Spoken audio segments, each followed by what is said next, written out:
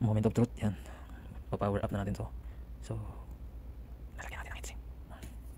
Heatsink muna, ordinary fan lang muna. Yan lang. Ito naman yung power supply natin. So may sinabi sa online, ito bali pang-4 tsaka pang-5. So double check ko lang yung green at tsaka ground niya dyan, yung power on, para gumana yung fan. Subukan ko. So ganito to, pag nakaharap pala dito or nakapili ka ng power supply na walang masyadong ibang kulay, lahat itim, ito yung palatandaan mo, yung bakante.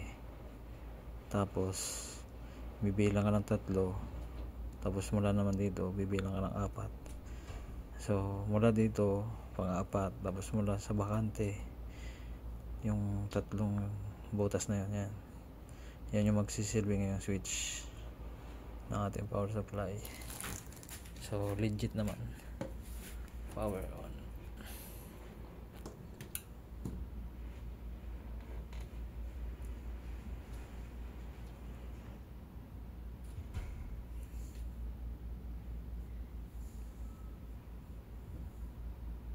Maganda niyan sukatan sukatan natin.